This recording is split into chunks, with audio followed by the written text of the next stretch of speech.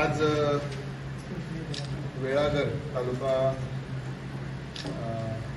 शिरोडा तालुका वेंगुर्ला ताजच्या प्रोजेक्टच्या संदर्भात उद्या पासून आझाद मैदानावर सगळे ग्रामस्थ महिला त्यांच्या असलेले मुंबईवासी हे आझाद मैदानावर उपोषणाला बसतात आमरण उपोषण.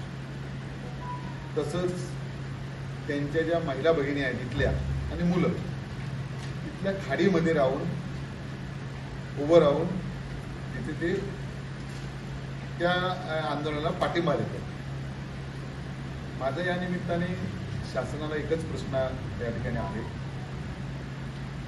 की इथली वस्तुस्थिती बघून ताज प्रकल्पाला ना स्थानिकांचा विरोध आहे ना इथल्या राजकीय कुठल्या पुढाऱ्यांचा विरोध आहे. मुळातच ह्या प्रक्रियेला वेळ झाला आणि म्हणून या माध्यमातून माझी विनंती एकच आहे की मी माननीय गिरीश महाजन यांनाही भेटलोय, यांनाही वस्तुस्थिती समजून सांगितली की पूर्वीची जागा जी आहे तिथली ती जवळजवळ 140 एकर जागा आहे. ह्या लोकांचं म्हणणं एवढंच आहे की 9 हेक्टर जागा आम्ही जिथे राहतो तितका एरिया तुम्ही त्या ठिकाणी सोडा आणि ग्रामीण पर्यटनासाठी आम्हाला पण जोडून द्या. जी लागणारी सगळी मदत ही आम्ही सगळी गावातली मंडळी या ठिकाणी करतोय. अशा प्रकारची विनंती वारंवार ही स्थानिक आमदार केसरकर साहेब यांना त्यांनी केलेली होती. त्यांनी कायम त्यांची मागणी धुडकावून टाकली आणि प्रत्येक वेळी त्या लोकांना ताजच्या लोकांना कधी समोर यायला दिलं नाही. आजही त्यांचा आग्रह करेन ते 26 जानेवारीला उपोषणला बसले होते, उद्या ते उपोषणला बसतायत. या सगळ्या माध्यमातून इथलं वातावरण बिघडवण्याचं काम हे केसरकर करतात. इथल्या प्रकल्पाला पुन्हा एकदा सांगतो की ताज सारखा प्रकल्प यायलाच पाहिजे आणि त्यासाठी लागणारी सगळी मदत आम्ही लोक सगळीच मंडळी मिळून करायला पाहिजे. त्याच्याबद्दलचा मी आहे. पण स्थानिक लोकांना बेघर करून त्यांचे प्रश्न न जाणता कुठल्याही प्रकल्पाला मंजुरी मिळते का म्हणजे ही भूमिका त्या ठिकाणी माझी आहे. मी गिरीश महाजन साहेबांना सांगितल्यानंतर गिरीश महाजन साहेबांना मी बुधवारी भेटलो. गुरुवारी ताजच्या प्रेसिडेंटना पण त्यांनी बोलवलं होतं. आता त्यांच्याकडे कोर्टात विषय गेलेला आहे आणि हे स्वतः जसे मुख्यमंत्री आहेत तसे घोषणा करतात की ताजचं उद्घाटन अमुक दिवशी अमुक दिवशी. हे विसरतायत की बाबा या जिल्ह्याचे पालकमंत्री पण आहेत. आपण त्यांना पण या ठिकाणी सांगितलं पाहिजे, त्यांना विश्वासात घेतलं पाहिजे. तुम्ही जिल्ह्याचे मालक नाही आहेत. शेवटी जरी समजा मंत्रिमंडळात एकत्र असलात तर निदान सांगितलं पाहिजे, बोललं पाहिजे, चर्चा केली पाहिजे आणि चर्चा करून शेवटी गावातल्या लोकांना त्यांचा जास्त पाठिंबा कोणाला मायनिंगवाल्यांना पाठिंबा आहे, जास्त पाठिंबा कोणाला उद्योगवाल्यांना पाठिंबा यायला पाहिजे उद्योग. पण शेवटी स्थानिक ग्रामस्थांची बाजू पण आपण या ठिकाणी घेतली पाहिजे. पण दुर्दैवाने आज ती बाजू त्या ठिकाणी घेतली नाही. म्हणून मग आता जिल्ह्याचे प्रकार सुरू झालेले आहेत. घ्यायला गावबंदी केली. काल चौकोची विषय तुमच्याच माध्यमातून आम्ही ऐकला. चौकुळला सुद्धा लोकांनी जायला विरोध केला. आज निवडणुका जवळ आल्यानंतर 15 वर्ष तुम्हाला वेळ मिळत नाही का?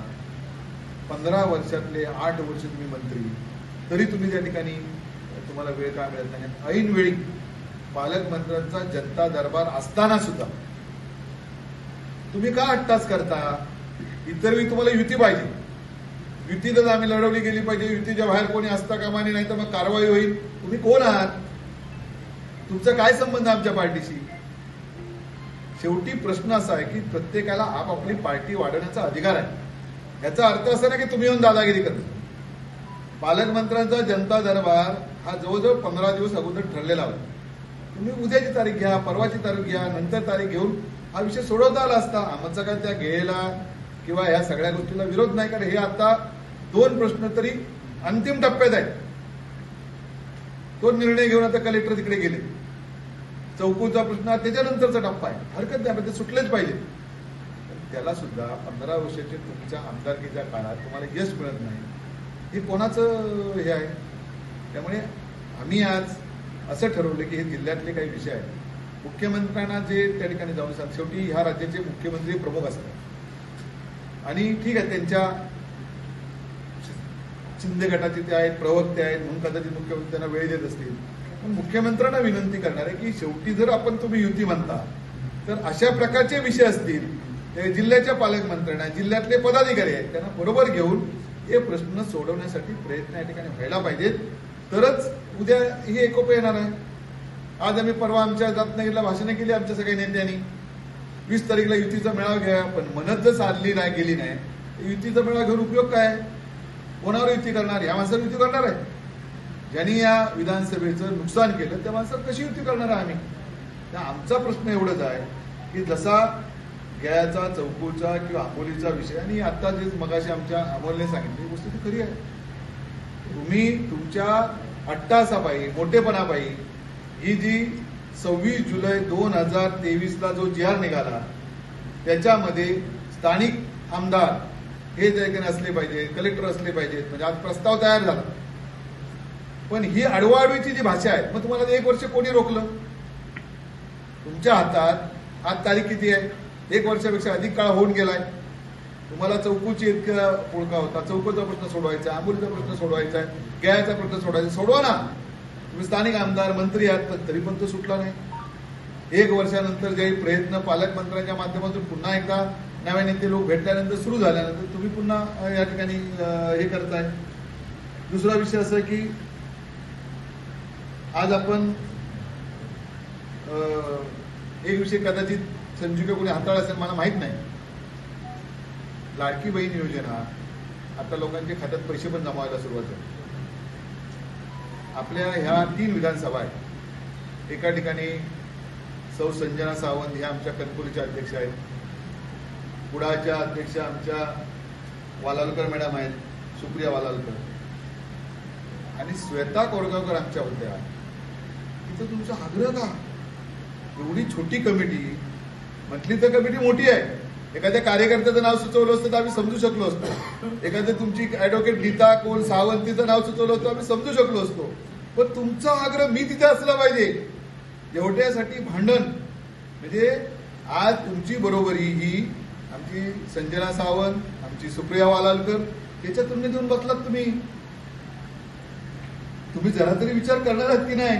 शेवटी ही पालकमंत्र्यांच्या अध्यक्षतेखाली कमिटी होती. पालकमंत्र्यांनी सुचवायची नावं आहेत. पालकमंत्र्यांना जे फोन येतो ते आता हसण्याशिवाय दुसरं पर्याय काय आहे? आता गावची शाखा प्रमुख तुम्हाला करायला पाहिजे. आता माझ्या ह्या सगळ्या माध्यमातून एकच विनंती आहे मुख्यमंत्र्यांना की ह्यांचा राजीनामा घ्या. याचं कारण काय की शेवटी या भांडणातून, वादातून जास्त काही निष्पन्न इथल्या लोकांचं नुकसान आहे. 1 वर्ष राज्य सरकारचे GR निघतात आणि दरवेळी आपण गेल्यानंतर मी करणार, मी स्थानिक आमदार म्हणून हे जे काही विषय राहतात त्याच्यामुळे या सगळ्या अडचणी झालेल्या आहेत. माझी सगळ्यात महत्वाची मागणी या ठिकाणी राहील की एक तर दीपक केसरकर यांनी राजीनामा द्यायला पाहिजे, नसेल तर त्याचा राजीनामा घेतला पाहिजे. कारण मागच्या वेळी पण मी मुख्यमंत्र्यांना भेटून सांगितलं राजीनामा घेतला पाहिजे. नाहीतर या ठिकाणी मग लोकांना असं वाटेल की मग महाराष्ट्रात युती आहे. आज आम्ही मुख्यमंत्र्यांचा आदर करतो, आज आम्ही देवेंद्र फडणवीस साहेबांचा आदर करतो, आज आम्ही अजित पवार साहेबांचा आदर करतो. युती होणार, युतीबद्दल आमचा विरोधच नाही आहे. वरचे नेते जो निर्णय घेतील तो मान्यच आम्हाला आहे. प्रश्न एवढाच आहे की अशा प्रकारच्या हट्टी स्वभावाच्या माणसाने ह्या जिल्ह्याचं जे नुकसान केलंय, आणि शेवटी आमची मागणी नाही ना. काय मागणी आहे? 70% ग्रामपंचायत जर भारतीय जनता पक्षाची आहेत, जर 70% त्याच्यात जिल्हा परिषद पंचायत समिती आमच्या आहेत, 3 नगरपालिका आमच्याकडे होत्या, तुमच्याकडे एकही नगरपालिका नव्हती. आज खरेदी विक्री संघ 3 आमच्याकडे, विकास संस्था आमच्याकडे, ह्या जर सगळ्या संस्था आमच्याकडे आहेत, तुम्हाला ही तिकीट भारतीय जनता पक्षालाच मिळायला पाहिजे ही आमची आग्रही मागणीच आहे. युतीच्या नेत्यांना पण आमची मागणी आहे. त्याच्यात काय आम्ही दडून काय आम्ही या ठिकाणी गोष्टी केलेल्या नाहीत. आणि आज आमचा आग्रह कशासाठी आहे? आत्ता ज्या मी या गोष्टी सांगितल्या, कबुलीदार गावकर असू दे, आज आमचा वेळाघरचा ताजचा प्रश्न असू दे, आज इथल्या मायनिंगला लोकांचा विरोध आहे आणि केसरकर साहेब मायनिंगचे समर्थनासाठी काम करतात, तो विषय असू दे, किंवा मग परवा गेले आणि घोषणा केली कुठे दोडा मार्गात तिकडे लगेच आता त्या बोटी चालू होणार आहेत, मुख्यमंत्री हे करणार आहेत. ते आमच्या निदान माननीय मुख्यमंत्री जरी हे करू नका ना, त्यांच्याशी बोलून सांगून चर्चा करा की ताजचं उद्घाटन झालं, शिदादिगावचं उद्घाटन झालं. आता तुम्ही करता लोकांना सवय झाली आहे, पण निदान माननीय मुख्यमंत्री, माननीय देवेंद्र फडणवीस साहेब, माननीय आमचे गिरीश महाजन साहेब विचारा तरी. मी परवा गेलो गिरीश महाजन साहेबांना काय माहितीच नाही. हो म्हटलं उद्घाटनाची डेट तुम्ही आमच्याकडे म्हटलं सिंधुदुर्गात येत आहे, तर कोणी झालं केसरकर साहेबांची प्रेस दाखवली त्यांना. त्यामुळे माझं म्हणणं एवढं आहे की तुमचे अधिकार जे असतील ते तुम्ही वापरा. जिल्ह्याच्या पालकमंत्र्यांचे अधिकार ते पालकमंत्र्यांना वापरायला द्या. गिरीश महाजन साहेबांचे अधिकार असतील ते त्यांना वापरायला द्या. आणि आहे ती वस्तुस्थिती. तुम्ही इथलं लीडर, इथलं तुम्ही विधानसभेचे आमदार आहेत, कबूल आहे आम्हाला, पण इथल्या लोकांची मागणी सुद्धा त्या लोकांच्या समोर घेऊन जा. खोट्या बातम्या त्यांना देऊ नका तिकडे की बाबा इथे असं नाही, यांना विरोध नाही, मायनिंगला तुम्ही तेच केलं, विरोध नाही म्हणून लोकांना सांगितलं, लोक जे उठले ते माझा काही संबंध नाही म्हणून सांगितलं. तसं काय करू नका. एवढी माझी या सगळ्यांच्या माध्यमातून कळकळीची या ठिकाणी विनंती आहे. आणि अनेक गोष्टी बोलता येतील. आज आपल्याला सुद्धा थोडा त्रास झाला. मी सगळ्यांची दिलगिरी एवढ्याच व्यक्त करतो की आज उद्या 15 ऑगस्ट आहे, परवा प्रेस येणार आणि मी 2-3 दिवस प्रेस घ्यायला बघतो. पालकमंत्र्यांच्या लोकशाही दिल्यामुळे राहून गेली होती, त्यामुळे तुम्हाला बोलवलं होतं. मनापासून धन्यवाद. तुम्हाला काय विचारतो. ते सतत नेते आम्ही इथले नेते लोकल आम्हीच ना. आणि संविधानिक पद असं कुठे आहे? भाजपचे जिल्हाध्यक्ष अशी प्रेस घेऊन त्यांच्याबरोबर बोलत का नाही? कोण? भाजपचे जिल्हाध्यक्ष. मी विधानसभेचा प्रमुख आहे. तालुकाध्यक्ष. आमच्याकडे भारतीय जनता पक्षातले जी पदं ठरतात ती पार्लमेंटरी बोर्डाची ठरून ठरतात. पार्लमेंटरी बोर्डाशी बोलून ठरतात. त्यामुळे तुम्ही काय विषय करू नका. उमेदवार कोण होईल तर बघू आपण नंतर. तुम्ही काळजी करू नका. परवा केसरकरांनी एक घोषणा केली की महायुतीचे जे आमदार आहेत ते जे विद्यमान जे आमदार आहेत त्यांनाच महायुतीचं तिकीट मिळणार आहे. केसरकर कोण घोषणा करणार? आम्ही केसरकरांना जुमानत नाही, लक्षात ठेवा. केसरकर आमचे नेते नाहीत. आमच्या नेत्याने सांगू दे ना आम्हाला. आम्ही केसरकरचं ऐकायला काय बंधनकारक नाही. आमची पार्टी भारतीय जनता पक्ष आहे. आम्हाला पार्टीचा 100% भाजप करा. त्या केसरकरांना जर एवढी कुमकुमी युतीची आहे ना तर 5 वर्षात युतीला किती रुपये दिले जाहीर करा. आज रवींद्र चव्हाण तुम्हाला देतात. मी आकडा सांगू शकतो तुम्हाला. तुमच्या रवींद्र चव्हाण पालकमंत्री झाल्यापासून जो तुम्हाला आकडा म्हणजे तुम्हाला जे आमदारकीला जेवढे पैसे तुमचे द्यायचे आहेत कोटायचे ते सगळे पैसे तुम्हाला देतात. तुमच्या अध्यक्षाला बोलून तुम्हाला त्यांना काय पैसे पाहिजे ते देतात. तुम्ही किती रुपये दिलेत? तुम्हाला युती पाहिजे ना, पण तुम्ही युतीतल्या नेत्यांना 5 वर्ष पालकमंत्री असताना किती रुपये दिलेत एकदा जाहीर करा. सिंधुरत्नमध्ये तुम्हाला पैसे मिळाले ते तुम्ही जाहीर करा. उलट आमचीच भगिनी ज्या जिल्हा परिषद म्हणजे एका विधानसभेचे अध्यक्ष होते तिचं तुम्ही पद मागता. एवढी लाजिरवाणी गोष्ट. तुम्ही आमच्या महिला मोर्चाच्या अध्यक्षाचं पद हे तुम्ही जाहीर झालेलं असताना तुम्ही मागता. याच्यासारखी खेदजनक घटना कुठली असणार आहे? दुसरी गोष्ट, तुम्ही युतीबद्दल बोलता. मळगाव ग्रामपंचायत भारतीय जनता पक्ष कोणी घालवली? केसरकर साहेबांनी घालवली, त्यांच्या कार्यकर्त्यांनी घालवली. आज ओळीयाची ग्रामपंचायत आमची. तुम्ही आम्ही देताना त्यांना घेता. युती धर्म तुम्ही पाहताय का? पण तुमचं आम्ही ऐकायला? तुम्ही आमचे काही नेते नाही. आमचे नेते आम्हाला जे काय सूचना देतील त्याप्रमाणे आम्ही पुढची वाटचाल करू. काय करता माझी विनंती आहे तुम्हाला. आज सगळ्या ग्रामपंचायती विकास संस्था मी सांगतो हे काय कुठली पुराणातली गोष्ट किंवा पुराणातली गोष्ट सांगायला बसलो नाही. तुमच्या समोर सुद्धा आजचं चित्र आहे. अगदी आंबोलीपासून चौकुळपासून गेळ्यापासून खाली अगदी कोलगावपर्यंत आणि कोलगावपासून आरोंद्यापर्यंत कोणाच्या ग्रामपंचायती आहे? तिथले आमचे बूथ अध्यक्ष, शक्ती केंद्र भाऊ, सरपंच, उपसरपंच, ग्रामपंचायत सदस्य, आमचे पदाधिकारी आज सक्रिय लाईव्ह काम करतात तिकडे. त्याचं यश आहे ते. मी याचा अर्थ असं नाही घेणार की बाबा केसरकरांनी तिकडे पुढच्या उद्दिष्टाने जाऊन सांगितलं नाही असं मी म्हणणार नाही. त्यांनी सांगितलं की बाबा मी पण तिकडे आहे बरोबर. कारण त्यांनी काळाची पाळं ओळखली म्हणून त्यांनी केलं असेल. मी काय त्यांनी केलं नाही असं मी म्हणणार नाही. पण त्यांचे लोक कोण आहेत ते सांगा तुम्ही. आज सगळ्या शिवसेना जर तिथेच आहे मग शिवसेना 53,600 मतं कशी पडली? केसरकर याचं उत्तर देतील का? राजेश नाईक सांगा. प्रांताध्यक्ष उत्तराचं देतील. दिला तर मी त्यांना मदत करणार. पण तुमच्या सगळ्यामध्ये मी 100% मदत करणार नाही. 100% लिहून ठेवा. मी 1% पण इकडे घेतलं नाही. मी भारतीय जनता पक्षाची सीट मागितली. भारतीय पक्षाचे नेत्यांनी विचार करतील. आम्ही सांगितले चित्र इथलं काय आहे ते. केसरकरांचं काय होणार हे आम्ही सांगितलं त्याला अगोदर. झोकायची पावलं आम्ही अगोदरच सांगितले देताना आमच्या. 2.5 वर्षापूर्वी मंत्रीपद देताना हा विरोध भाजपकडनं का झाला नाही? प्रत्येक ज्या पार्टी आतमध्ये आल्या त्या प्रत्येक पार्टीच्या त्यांच्या नेत्यांनी जी नावं दिली ती त्या ठिकाणी आली. त्यावेळी आमचा विरोध करण्याचा विषयच नव्हता ना. राणे एवढी स्तुती काय करतात केसरकरांची? तुम्ही त्यांना विचारू शकता ना. मी कसं सांगू त्यांना? मोठे नेते बाबा ते त्यांच्याबद्दल मी नाही ना बोलू शकत. याचं उत्तर तेच देऊ शकतील. केसरकर भाजपच्या सर्व मंत्री नेत्यांना धमशा घालत आहेत का? कारण कालचे गेल्याचं आता जे प्रेस झाले तुमच्या आधी ते म्हणतात आमचं सगळं झालं, ताटात वाढलंय, फक्त घास घ्यायला आम्हाला आता केसरकरांच्या काय होतंय हे बघा. आता संदीप परब म्हणाले सगळं झालं पण केसरकर काहीतरी हे करतात. तुम्ही तेच म्हणताय म्हणजे मी सगळ्यांना तुम्हाला धमशा धमचा घालत विषय आहेत. नाही बघा. आता तिने काय प्रेस घेतले मला माहित नाही. शेवटी गळ्याचा विषय संदीप गावडे हातात आहे. त्यामुळे पण मी तुम्हाला तो जी आर मुद्दाम तुमच्या माहितीसाठी दाखवतो. हा जी आर कालचा जी आर नाही.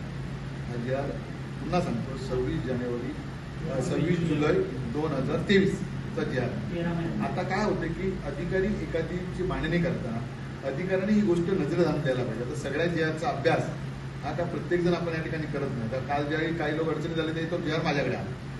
काही अधिकारी अडचणी झाले त्यावेळी पहिल्यांदा सांगताना ते सांगतात की नाही झालंच, पण त्याच वेळी हा जी आरचं वाचन व्यवस्थित झालं असतं. म्हणजे अधिकारी काही अधिकाऱ्यांना दुर्लक्ष झालं असेल त्याच्याकडे. ह्या जी आरचा जर समजा हे बघा, हा जी आर जर ज्यावेळी उपोषणला गिळायचे लोक बसले होते त्यावेळी निदर्शन आणून दिलं असता पालकमंत्र्यांच्या, तर जशी ती दुरुस्ती झाली जागेच्या बाबतीत ही दुरुस्ती झाली असती. शेवटी शासनाने रिपोर्ट गेला ना. रिपोर्ट कोणाकडे गेला? शासनाने रिपोर्ट गेला. पण त्या रिपोर्टमध्ये बाबा 26 जुलै 2023च्या जी आर मध्ये हा उल्लेख आहे, याची पण दुरुस्ती होऊन ही जी कमिटी होती ती कमिटी पालकमंत्र्यांच्या अधिपत्याखाली होईल, असं झालं असतं. शेवटी बघा, राज्याचे प्रमुख हे मुख्यमंत्री आहेत. आता महसूल मंत्री पण बायपास आहेत, पालकमंत्री पण बायपास आहेत. एखादा मुख्यमंत्र्यांनी निर्णय घेतल्यानंतर त्याच्यावर बोलण्याचा कोणाला अधिकार नाही. 100% मुख्यमंत्री हे मुख्यमंत्री. पण त्याचबरोबर आम्ही ज्या युती म्हणतो त्या युतीतले सगळे घटक जर एकत्र आले असते तर हा विषय झाला असता. आज केसरकर साहेबांची अडचण काय आहे? हे मीच केलं, हे मीच केलं, ते मीच केलं, ते मीच केलं. ह्या त्यांच्या अडचणीमुळे ते अडचणी देतात. हे जर आम्ही केलं असं जर आलं असतं ना तर हा प्रश्न कधीच सुटला असता. 5 वर्षापूर्वीच प्रश्न ज्यावेळी देवेंद्र फडणवीस साहेब मुख्यमंत्री होते त्यावेळी चंद्रकांत दादांच्या उपस्थितीत जी बैठक झाली, 2 बैठका माझ्याकडे आजही अजेंडाच आहे. 2 बैठका केसरकर साहेबांमुळे रद्द झाल्या. प्रेस्टिजसाठी, स्वतःच्या प्रेस्टिजसाठी त्या बैठका रद्द झाल्या. कदाचित त्या रद्द झाल्या नसत्या तर आज त्या लोकांना स्वतःची जागा मिळाली.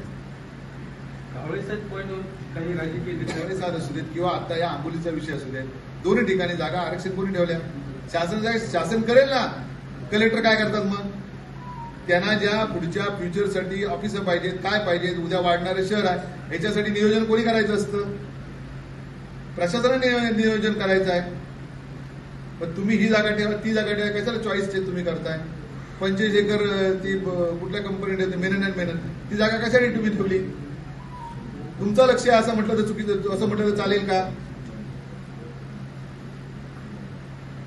आम्हालाही बोलता येतं. फक्त काय आहे की ते गैरसमज करण्यापेक्षा एकत्रित जर ही बैठकी झाल्या असत्या, आजची बघा मुख्यमंत्र्यांच्या बैठकीत जर त्यांनी पालकमंत्री आणि जे कोणी इथले संबंधित त्या ठिकाणचे सरपंच आहेत, त्या ठिकाणचे लोकप्रतिनिधी होते, आजी माजी, त्यांना बोलवलं असतं तर विषय चांगल्या पद्धतीने मिटला असता ना. हा प्रश्न मिटायला पाहिजे सगळ्यांनाच वाटतं. पण मीच सोडवलं हे कशासाठी? शेवटी सरकार एकत्रच आहे ना. सरकारने सोडवलं, मुख्यमंत्री उद्या मुख्यमंत्र्यांनी सोडवलं, उद्या मुख्यमंत्र्यांसोबत बैठक केली तर मुख्यमंत्र्यांचंच नाव आहे ना, ते आमचं नाव थोडं जाणार आहे. मुख्यमंत्री हे मुख्यमंत्री. ते तुम्ही आग्रह तुमचा का? उद्या आता सांगा या एवढं जर तुमच्यात हिंमत होती तर ताजला की एवढी वर्ष का लागली? 15 वर्ष तुम्ही आहे ना, आमदार आहे ना, 15 वर्ष तुम्ही दोन्ही सत्तेत तुम्ही होतात ना. मग त्या सत्तेत असताना तुम्हाला एवढा वेळ का लागला? आज ताजचं मग ते गिरीश महाजनाचं मी मग ते उद्घाटन अमुक दिवशी करणार 5 स्टार, हे सांगण्याची गरज काय? 5 स्टारला कोणी विरोध केलाय का? विरोध नाही केलाय कोणी. तुम्ही एक म्हणता की केसरकरांना जर उमेदवारी किंवा ते दिलं तर आम्ही काही करणार नाही. म्हणजे विधानसभा निवडणुकीला इथे युतीचा धर्म पाळणार नाही. केसरकरांच्या एका अट्टापायी या सगळ्या त्यांच्या वृत्तीबद्दल 100% अशी वृत्ती जर कायम राहिली आणि मुख्यमंत्री त्यांचे उजवे आहे असं म्हटलं जातंय, केसरकरांना दिलं तर तुमची भाजप आणि तुम्ही काय करणार आहात? काय करणार ती योग्य वेळी येईल ते समजेल. उद्या पालकमंत्र्यांच्या ऐवजी दीपक केसरकर जिल्ह्याचं ध्वजारोहण करणार आहेत आणि आपसुकच उपोषण करतानाही ते भेटणार आहेत. तुम्ही म्हटल्याप्रमाणे उद्या लोकांची दिशाभूल किंवा फसवणूक होऊ शकते, तर तुमची भूमिका काय असेल उद्या? आतापर्यंत फसवणूक तुम्ही बघा, हे पालकमंत्री असताना माझी विनंती तुम्हाला सगळ्यांना आहे, तुम्हाला आकडा नसेल तर मी आकडा देतो की त्यांच्या 5 वर्षाच्या काळात सावंतवाडीत झालेली उपोषण, त्यांच्या 5 वर्षाच्या काळात जिल्ह्यात झालेली उपोषण, ही कशामुळे? दुसरं एक सांगा हो, तुम्हाला माझ्या पत्रानंतर विनंती आहे, 15 वर्षात किती आमसभा झाल्या? आज तुम्ही ज्यावेळी ह्या सगळ्या लोकशाही दिनावर किंवा आता जे घेतले त्याच्यावर तुम्ही मला निमंत्रण आहे, तुम्हाला काय निमंत्रण द्यावं? मी म्हणतो त्यांनी दिलं की नाही मला माहिती नाही, काय द्यावं? तुम्ही निष्क्रिय आहात. मी सांगतो परत एकदा, तुम्ही निष्क्रिय आहात. आता जर समजा हो सावंत साहेब तुमच्यासाठी 15 वर्ष तुमचे केसरकर साहेब आमदार आहेत, आमसभा एक किती आल्या? कोणी घ्यायच्या आमसभा? जनता दरबार. आमसभा कोणी घ्यायच्या? आमदारांनी. हा, मग ते कशाला घेतले नाही? विचारलं का तुम्ही त्यांना? शेवटी आज जे लोकांचे प्रश्न एवढे आले ते कशासाठी थांबले असते? छोट्या छोट्या गोष्टीसाठी लोक जे त्रस्त होतात ते त्रस्त काय तिथले ते प्रश्न मिटले असते ना. त्यामुळे माझी विनंती आहे तुमच्या माध्यमातून त्यांना विचारा बा, 15 वर्षात आमसभा घ्यायला तुम्हाला बा कुणी थांबवलं? तिथं ना पालकमंत्र्याचा प्रश्न, आमसभेचा विधानसभेचा जो आमदार असतो त्यानेच घ्यायची आहे. पण पालकमंत्र्यांच्या अवधी उद्या ते ध्वजारोहण करतील त्यावेळी तुमची भूमिका काय असेल? ते हे बघा, ध्वजारोहणाला कोण विरोध असण्याचं काही कारण नाही. ध्वजारोहण शेवटी बघा देशाचा विषय आहे, त्यामुळे तो भाजपचे पालकमंत्री असताना त्यांना आता तुम्ही इकडे विरोध करताय. दलित पालकमंत्री तुम्ही दाखलाने मागून घेतले जे भाजपच्या पाठिंबा आणि ते आता केसरकरांच्या ते ध्वजारोहण करतायत. कसं आहे त्यांना तुम्ही निष्क्रिय म्हणता एका बाजूने. 100% निष्क्रिय. मी त्या पुन्हा निष्क्रिय म्हणतो म्हणता त्या अर्थाने एक चांगला दिवसाचा कार्यक्रम होतोय ना. आता कसं आहे, पण आता मंत्री आहेत ना, मंत्री आहेत ते, त्याच्यामध्ये ते तिकडे त्या ठिकाणी करतील हे. आता बघा आमच्या मंत्र्याकडे 2-2 चार्ज आहेत, त्याच्यामध्ये त्यांना पालघर सांगितलं, त्यांना सिंधुदुर्ग दिला.